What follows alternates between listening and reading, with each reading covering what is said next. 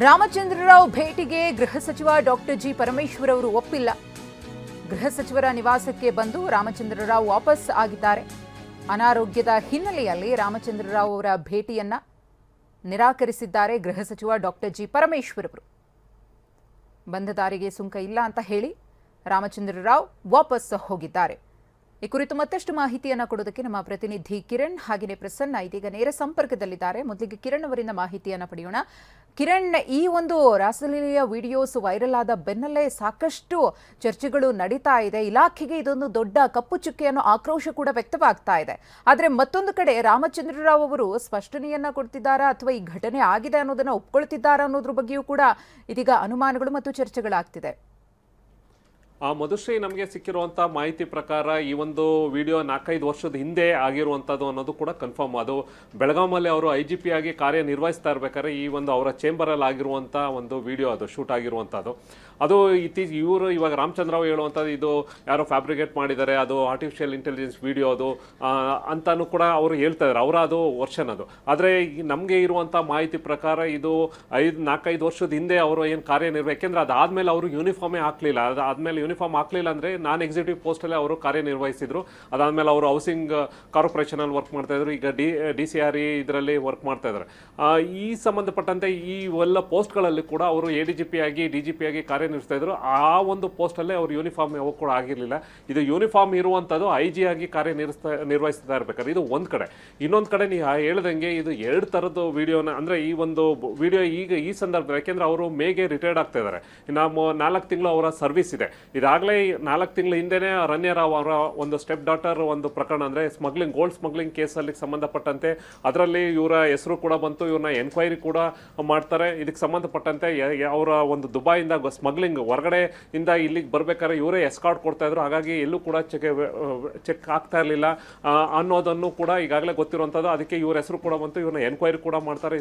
ಅದು ಒಂದು ಕಡೆ ಆಯಿತು. ಇನ್ನೊಂದು ಕಡೆ ಈಗ ಇವರ ಈ ಸಂದರ್ಭದಲ್ಲಿ ಯಾಕೆ ವಿಡಿಯೋ ಹೊರಗಡೆಯಿಂದ ಬಂತು ಅನ್ನೋದು ದೊಡ್ಡ ಪ್ರಶ್ನೆ ಆಗಿದೆ. ಯಾಕೆಂದರೆ ಈಗ ಹಿಂದೆನೂ ಕೂಡ ನಾನು ಹೇಳಿದಂಗೆ ನಮಗಿರುವಂಥ ಮಾಹಿತಿ ಪ್ರಕಾರ ಸುಮಾರು 1-1.5 ವರ್ಷದ ಹಿಂದೆನೇ ಒಬ್ಬರು ಸೀನಿಯರ್ IPS ಆಫೀಸರ್ದು ಒಂದು ವಿಡಿಯೋ ಇದೆ. ಯಾವ ಟೈಮ್ ಆದರೂ ಹೊರಗಡೆ ಬರ್ಬೋದು ಅನ್ನೋದಿದೆ. ಆದರೆ ಯಾರು ಅನ್ನೋದು ಕೂಡ ಹೇಳ್ತಾ ಇರಲಿಲ್ಲ. ಹಾಗಾಗಿ ಎಲ್ಲೋ ಒಂದು ಕಡೆ ಈ ಒಂದು ವಿಡಿಯೋವನ್ನು ಮಾಡಿರುವಂಥದ್ದು ಬರೀ ಈಗ ಇರುವಂಥದ್ದು ಬರೀ ಒಂದು 25-30% ಅಷ್ಟೇ ಈಗ ಹೊರಗಡೆ ಬಂದಿರುತ್ತೆ. ಇನ್ನೂ ಸಾಕಷ್ಟು ವಿಡಿಯೋ, ಅಂದರೆ ಇದೇ ರೀತಿ ಬಹುಶಃ ಇವ್ರದ್ದೇ ಬೇರೆ ಬೇರೆ ಥರದಲ್ಲಿ, ಅಂದರೆ ಬೇರೆ ಬೇರೆ ಸಂದರ್ಭದಲ್ಲಿ ತಗೊಂಡಿರುವಂಥದ್ದು ವಿಡಿಯೋಗಳು ಕೂಡ ಇನ್ನೂ ಕೂಡ ಇದೆ. ಅದು ಹೊರಗಡೆ ಬರುತ್ತೋ ಅಥವಾ ಅದು ಹಂಗೆ ಹೋಗುತ್ತೋ ಅನ್ನೋದು ಗೊತ್ತಿಲ್ಲ. ಆದರೆ ಈಗ ಬಂದಿರುವಂಥದ್ದು ಸರ್ಕಾರಕ್ಕೆ ಸಾಕಷ್ಟು ಡ್ಯಾಮೇಜ್ ಮಾಡಿರುವಂಥದ್ದು.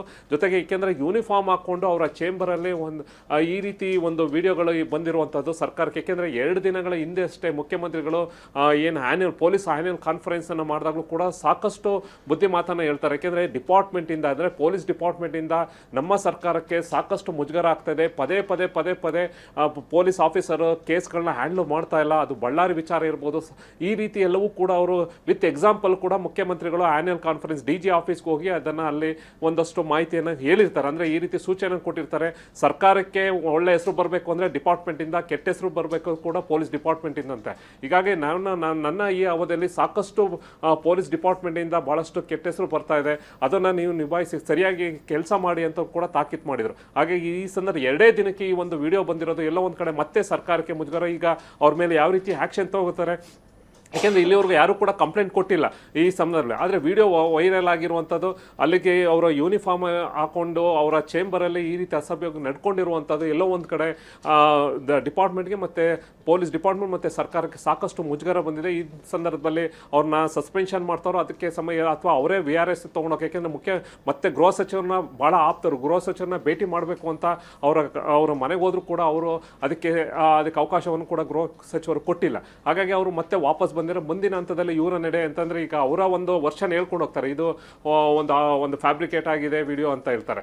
ಇರುವಂಥದ್ದು ಇಲ್ಲಿ 2 ಕಾರಣಕ್ಕೆ ಮಧುಶ್ರೀ ಈ ಒಂದು ವಿಡಿಯೋನ ಮಾಡುವಂಥದ್ದು. ಯಾಕೆಂತಂದರೆ ಇದು ಇಂಟೆನ್ಷನಲಿ ವಿಡಿಯೋ ಅವರ ವೀಕ್ನೆಸ್ ಏನಿದೆ ಅದನ್ನು ಎನ್ಕ್ಯಾಶ್ ಮಾಡ್ಕೊಳ್ಳೋಕ್ಕೆ, ಅಥವಾ ಅದಕ್ಕೆ ಸಂದರ್ಭದಲ್ಲಿ ಕಮರ್ಷಿಯಲ್ಗೋ ಯಾವ ರೀತಿ ಇದನ್ನು, ಅಥವಾ ಆ ಒಂದು ವೀಕ್ನೆಸ್ಸನ್ನು ಸಮಾಜಕ್ಕೆ ಎಕ್ಸ್ಪೋಸ್ ಮಾಡೋಕ್ಕೆ ಈ ರೀತಿ ವಿಡಿಯೋ ಮಾಡಿಕೊಂಡು ಹೊರಗಡೆ ಬರುವಂಥದ್ದು. ಇದು ಯಾವ ಕಾರಣಕ್ಕೋಸ್ಕರ ಇದು ವಿಡಿಯೋ ಮಾಡ್ಕೊಂಡು, ಯಾಕೆಂದರೆ ಸ್ಪಷ್ಟವಾಗುತ್ತೆ ಇದು ಆ ಒಂದು ಇಂಟೆನ್ಷನಲ್ಲಿ ಅಲ್ಲಿ ಅವರು ಬೇರೆ ಬೇರೆ ಡ್ರೆಸ್ಸಲ್ಲಿ, ಯಾಕೆಂದರೆ ಒಂದೇ ಲೇಡಿ ಸುಮಾರು ಡ್ರೆಸ್ಗಳಲ್ಲಿ ಹೋಗಿ ಭಾಳಷ್ಟು ಸಂದರ್ಭದಲ್ಲಿ ಹೋಗಿ ಅವರ ಚೇಂಬರಲ್ಲಿ ಕಾಣಿಸ್ಕೊಳ್ತಾ ಇರುವಂಥದ್ದು, ಅದನ್ನು ಹೊರಗಡೆಯಿಂದನೂ ಯಾರೋ ಶೂಟ್ ಮಾಡಿದ್ರು ಅಥವಾ ಅವ್ರಿಗೆ ಗೊತ್ತಿರೋದು ಈ ಸಂದರ್ಭದಲ್ಲಿ ಅವರ ವೀಕ್ನೆಸ್ ಅನ್ನು ತಗೊಂಡು ಅದನ್ನು ಎಕ್ಸ್ಪೋಸ್ ಮಾಡೋಕ್ಕೋಸ್ಕರ ಇದೊಂದು ಮಾಡಿದ್ರು, ಅಥವಾ ಅದೇ ಒಂದು ವಿಡಿಯೋ ಇಟ್ಕೊಂಡು ಅವ್ರ ಹತ್ರ ಬೇರೆ ಕಮರ್ಷಿಯಲ್ ಆಗಿ ಈ ರೀತಿ ಮಾಡ್ಕೊಂಡೋಕ್ಕೆ ಮುಂದಾಗಿದ್ರು, ಅಥವಾ ಅದೇನಾರ ಬಹುಶಃ ಡೀಲ್ ಆಗದಲ್ಲೇ ಈ ಒಂದು ವಿಡಿಯೋ ಹೊರಗಡೆ ಬಂದಿದೆಯೋ, ಅಥವಾ ಈ ಸಂದರ್ಭದಲ್ಲಿ ಇಂಥ ಆಫೀಸರ್ಸ್ಗಳು ಇದ್ದಾರೆ ಸಮಾಜಕ್ಕೆ ಇಂಥದ್ದು ಬೇಡ ಅನ್ನೋದು ಆ ಒಂದು ಕಾರಣಕ್ಕೆ ಈ ಒಂದು ವಿಡಿಯೋ ಹೊರಗಡೆ ಬಂದಿದೆ. ಎಲ್ಲವೂ ಕೂಡ ಇಂಟರ್ನಲ್ ಆಗಿ ಪೊಲೀಸ್ ಡಿಪಾರ್ಟ್ಮೆಂಟ್ ಈಗಾಗಲೇ ಎನ್ಕ್ವೈರಿ ಮಾಡ್ತಾ ಇದೆ ಮಧುಶ್ರೀ. ಎಸ್, ಹಾಗೆ ಸಂಪರ್ಕದಲ್ಲಿರಿ ಕಿರಣ್. ಇನ್ನು ಮತ್ತೊಂದು ಕಡೆ ಪ್ರಸನ್ನ ಇದ್ದಾರೆ. ಪ್ರಸನ್ನ, ಗೃಹ ಸಚಿವರನ್ನ ಭೇಟಿ ಆಗಬೇಕು ಅಂತ ಹೇಳಿ ರಾಮಚಂದ್ರರಾವ್ ಅವರು ಬರ್ತಾರೆ ಬೆಳವಣಿಗೆಗಳಾದ ಬೆನ್ನಲ್ಲೇ, ಆದರೆ ಅದಕ್ಕೆ ಅವಕಾಶ ಸಿಕ್ಕಿಲ್ಲ. ಕಾರಣ ಗೃಹ ಸಚಿವರಿಗೆ ಅನಾರೋಗ್ಯ ಅನ್ನೋದು ಹೌದಾ? ಅನಾರೋಗ್ಯದ ನಿಮಿತ್ತ ಅವರಿಗೆ ಸಮಯ ಕೊಡ್ಲಿಲ್ವಾ? ಏನಾಯ್ತು ಅಂತ ಬೆಳವಣಿಗೆ?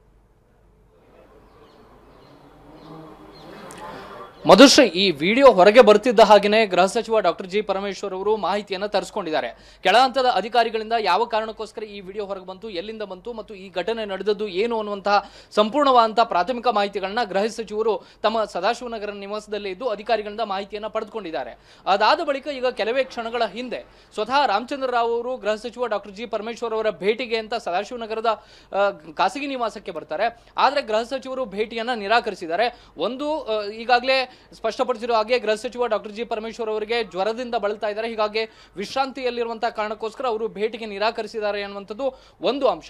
ಇನ್ನೊಂದು ಕಡೆ ರಾಜ್ಯ ಸರ್ಕಾರಕ್ಕೆ ಬಹುದೊಡ್ಡ ಮುಜುಗರ ಈ ಒಂದು ಕಾರಣಕ್ಕೆ ಆಗಿದೆ ಅನ್ನುವಂಥದ್ದನ್ನು ಕೂಡ ತಳ್ಳಿ ಹಾಕೋದಕ್ಕೆ ಸಾಧ್ಯವಿಲ್ಲ. ಇದೀಗ ಗೃಹ ಸಚಿವರ ಭೇಟಿಗೆ ಬಂದು ಯಾವುದೇ ರೀತಿಯ ಪ್ರತಿಕ್ರಿಯೆ ಕೊಡೋದಕ್ಕೆ ಅವರಿಂದ ಅಥವಾ ಗೃಹ ಸಚಿವರ ಭೇಟಿ ಸಾಧ್ಯ ಆಗದೇನೆ ಹೊರಬಂದಂತಹ ರಾಮಚಂದ್ರ ರಾವ್ ಅವರು ಮಾಧ್ಯಮಗಳ ಮುಂದೆ ಒಂದಷ್ಟು ಸ್ಪಷ್ಟನೆ ಕೊಡುವಂತ ಕೆಲಸವನ್ನ ಮಾಡಿದ್ರು. ಒಂದು ಕಡೆ ಹೇಳ್ತಾರೆ ಇದು ಫ್ಯಾಬ್ರಿಕೇಟೆಡ್, ಇವತ್ತಿನ ಕಾಲದಲ್ಲಿ ಯಾರು ಏನ್ ಬೇಕಾದ್ರೂ ಮಾಡಬಹುದು ಅನ್ನುವಂತ ಮಾತನ್ನ ಹೇಳ್ತಾರೆ. ಜೊತೆಗೆ ನಾನು 8 ವರ್ಷಗಳ ಹಿಂದಿನ ವಿಡಿಯೋ ಇದು, ನಾನು ಬೆಳಗಾವಿಯಲ್ಲಿದ್ದೆ ಅನ್ನುವಂತ ಮಾತನ್ನು ಕೂಡ ಹೇಳ್ತಾರೆ. ಅಂದ್ರೆ ಅವರಿಗೆ ಎಲ್ಲೋ ಒಂದ್ ಕಡೆ ಅವರ ಮೇಲೆ ನಂಬಿಕೆ ಇಲ್ಲ ಅನ್ನುವಂಥದ್ದು ಅತ್ಯಂತ ಸ್ಪಷ್ಟವಾಗಿ ಗೊತ್ತಾಗುತ್ತೆ. ಜೊತೆಗೆ ಇದು ಯಾವ ಕಾಲದಲ್ಲಿ ಮಾಡಿದ್ದೇ ಆಗಿರಲಿ ಅಥವಾ ಯಾವ ಕಾಲದಿನ ವಿಡಿಯೋಗಳೇ ಆಗಿರಲಿ, ಈಗ ಹೊರಗೆ ಬಂದ ಬಳಿಕ ಸರ್ಕಾರಕ್ಕೆ ಮತ್ತು ಪೊಲೀಸ್ ಇಲಾಖೆಗೆ ಮುಜುಗರ ಆಗಿದೆ ಅನ್ನುವಂಥದ್ದನ್ನ ಯಾರು ಕೂಡ ತಳ್ಳಿ ಹಾಕೋದಕ್ಕೆ ಸಾಧ್ಯವಿಲ್ಲ. ಈಗ ಗೃಹ ಸಚಿವರು ಕೂಡ ಇದಕ್ಕೆ ಸಂಬಂಧಪಟ್ಟ ಹಾಗೆ ಬೇರೆ ಅಧಿಕಾರಿಗಳಿಂದ, ಹಿರಿಯ ಅಧಿಕಾರಿಗಳಿಂದ ಒಂದಷ್ಟು ವಿವರಣೆಗಳನ್ನ ಪಡೆದುಕೊಳ್ಳಬಹುದು. ಅಂದ್ರೆ ಡಿಜಿಪಿ ರ್ಯಾಂಕಿನ ಅಧಿಕಾರಿಯಾಗಿರುವಂತಹ ರಾಮಚಂದ್ರ ರಾವ್ ಅವರ ಪ್ರಕರಣಕ್ಕೆ ಸಂಬಂಧಪಟ್ಟ ಹಾಗೆ ಹಿರಿಯ ಪೊಲೀಸ್ ಅಧಿಕಾರಿಗಳು ಇದಕ್ಕೆ ಸಂಬಂಧಪಟ್ಟಂತಹ ಒಂದಷ್ಟು ವಿವರಣೆಗಳನ್ನ ಗೃಹ ಸಚಿವರಿಗೆ ಕೊಡುವಂತಹ ಸಾಧ್ಯತೆಗಳಿದ್ದಾವೆ. ಇದು ಯಾವುದೋ ಖಾಸಗಿ ಹೋಟೆಲ್ನಲ್ಲ ಅಥವಾ ಬೇರೆ ಭಾಗದಲ್ಲೋ ನಡೆದಿದ್ರೆ ಅದು ಬೇರೆ ರೀತಿಯ ಚರ್ಚೆಗೆ ಗ್ರಾಸವಾಗ್ತಾ ಇತ್ತು. ಆದ್ರೆ ಇಲಾಖೆಯ ಅವರದೇ ಚೇಂಬರ್ನಲ್ಲಿ ಅವರದೇ ಯೂನಿಫಾರ್ಮ್, ಯಾರೆಲ್ಲ ಸೆಲ್ಯೂಟ್ ಹೊಡಿಬೇಕು ಅಂತ ಸೆಲ್ಯೂಟ್ ಹೊಡೆಯುವಂತಹ ಯೂನಿಫಾರ್ಮ್ ಅನ್ನ ಬಳಸಿಕೊಂಡು ಈ ರೀತಿಯ ದುರ್ಬಳಕೆಯನ್ನ ಮಾಡಿಕೊಂಡಿರುವಂತದ್ದು, ಈ ರೀತಿಯ ಅಸಹ್ಯಕರ ಕೆಲಸವನ್ನ ಮಾಡಿರುವಂತದ್ದನ್ನ ಬಹುಶಃ ಸರ್ಕಾರ ಕೂಡ ಸಮರ್ಥನೆ ಮಾಡಿಕೊಳ್ಳೋದಕ್ಕೆ ಸಾಧ್ಯ ಆಗದೆ ಇರುವಂತಹ ವಿಚಾರ ಮತ್ತು ಗೃಹ ಇಲಾಖೆ ಕೂಡ ಇದನ್ನ ಸಮರ್ಥನೆ ಮಾಡಿಕೊಳ್ಳೋದಕ್ಕೆ ಬಹಳ ಕಷ್ಟ ಆಗುವಂತಹ ವಿಚಾರ. ಇದೇ ಕಾರಣಕ್ಕೋಸ್ಕರ ಈಗ ಕಳೆದ 2 ದಿನಗಳ ಹಿಂದೆ ಮುಖ್ಯಮಂತ್ರಿಗಳು ಪೊಲೀಸ್ ಇಲಾಖೆಗೆ ಚಾಟಿ ಬೀಸುವಂತ ಕೆಲಸವನ್ನ ಮಾಡಿದ್ರು. ಪೊಲೀಸ್ ಇಲಾಖೆಯಿಂದ ಸರ್ಕಾರಕ್ಕೆ ಯಾವ ರೀತಿಯ ಕೆಟ್ಟ ಹೆಸರು ಬರ್ತಾ ಇದೆ ಅನ್ನುವಂಥದ್ದನ್ನ ಅತ್ಯಂತ ಕಠಿಣವಾದಂತಹ ಶಬ್ದಗಳಲ್ಲಿ ಅವರಿಗೆ ಮನವರಿಕೆ ಮಾಡಿಕೊಡುವಂತ ಕೆಲಸವನ್ನ ಮಾಡಿದ್ರು. ಆದ್ರೆ ಈಗ ಪರಿಸ್ಥಿತಿ ನೋಡಿದ್ರೆ ಎಲ್ಲೋ ಒಂದ್ ಕಡೆ ಪೊಲೀಸ್ ಇಲಾಖೆಯಿಂದಲೇ ಸರ್ಕಾರದ ಮಾನ ಮರ್ಯಾದೆ ಬೀದಿಗೆ ಬಂದಿದೆ ಅನ್ನುವಂತ ರೀತಿಯ ವಾತಾವರಣ ಕಂಡು ಬರ್ತಾ ಇದೆ. ಇದೀಗ ರಾಮಚಂದ್ರ ರಾವ್ ಅವರು ಅದನ್ನ ಬೇರೆ ಬೇರೆ ರೀತಿಯ ನಾನು ಕಾನೂನಾತ್ಮಕ ಹೋರಾಟವನ್ನ ಮಾಡ್ತೀನಿ ಅಂತ ಹೇಳ್ತಾ ಇದ್ದಾರೆ, ಅಥವಾ ನಾವು ವಕೀಲರನ್ನ ಸಂಪರ್ಕ ಮಾಡಬೇಕು, ಮುಂದಿನ ನಿರ್ಧಾರವನ್ನ ತೆಗೆದುಕೊಳ್ತೀನಿ ಅನ್ನುವಂತ ಮಾತನ್ನ ಹೇಳ್ತಾ ಇದ್ದಾರೆ. ಆದ್ರೆ ಸರ್ಕಾರ ಈ ಒಂದು ಪ್ರಸಂಗವನ್ನ ಹೇಗೆ ಪರಿಗಣಿಸುತ್ತೆ ಅನ್ನುವಂಥದ್ದು ಕೂಡ ಅತ್ಯಂತ ಪ್ರಮುಖ ಆಗುತ್ತೆ. ಸರ್ಕಾರ ತನಗೆ ಆಗ್ತಾ ಇರುವಂತಹ ಮುಜುಗರದ ಕಾರಣಕ್ಕೋಸ್ಕರ ಮತ್ತು ಪೊಲೀಸ್ ಇಲಾಖೆಯ ಮೇಲೆ ಯಾರು ನಂಬಿಕೆಯನ್ನ ಇಟ್ಟು ಪೊಲೀಸರ ಕಚೇರಿಗೆ ಬರ್ತಾರೆ, ಪೊಲೀಸರನ್ನ ನಂಬಿಕೆಯಿಂದ ತಮ್ಮ ಸಂಕಷ್ಟವನ್ನ ಹೇಳ್ಕೊಳ್ಳೋದಕ್ಕೆ ಬರ್ತಾರೆ, ಅಂತವರ ದೌರ್ಬಲ್ಯವನ್ನ ತಮ್ಮ ದೌರ್ಬಲ್ಯಕ್ಕೋಸ್ಕರ ಈ ರೀತಿ ಬಳಕೆ ಮಾಡ್ಕೊಳ್ಳುವಂಥದ್ದನ್ನ ಸರ್ಕಾರ ಎಷ್ಟರ ಮಟ್ಟಿಗೆ ಸಹಿಸಿಕೊಳ್ಳುತ್ತೆ ಅನ್ನುವಂಥದ್ದು ಕೂಡ ಗೊತ್ತಾಗಬೇಕಾಗುತ್ತೆ. ಹೀಗಾಗಿ ಸಹಜವಾಗಿ ಗೃಹ ಸಚಿವರ ಭೇಟಿಗೆ ರಾಮಚಂದ್ರ ರಾವ್ ಅವರಿಗೆ ಅವಕಾಶ ಸಿಕ್ಕಿಲ್ಲ.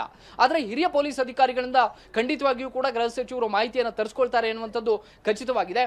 ಗೃಹ ಸಚಿವರು ಮುಂದಿನ ತೀರ್ಮಾನವನ್ನು ತೆಗೆದುಕೊಂಡು ಇದನ್ನ ತನಿಖೆಗೆ ಒಳಪಡಿಸಬೇಕಾ ಅಥವಾ ಅದಕ್ಕೊಂದು ಪ್ರತ್ಯೇಕ ತಂಡವನ್ನು ಮಾಡಬೇಕಾ ಅಥವಾ ಇದರ ಹಿಂದೆ ಯಾರಿದ್ದಾರೆ ಅನ್ನುವಂಥದ್ದನ್ನ ಮುಂದಿನ ದಿನಗಳಲ್ಲಿ ಬಹಿರಂಗಪಡಿಸುವಂತ ನಿಟ್ಟಿನಲ್ಲಿ ಒಂದು ನಿರ್ಧಾರವನ್ನಂತೂ ತೆಗೆದುಕೊಳ್ಳಬಹುದು. ಮಧುಶ್ರೀ, ಧನ್ಯವಾದ ಪ್ರಸನ್ನ.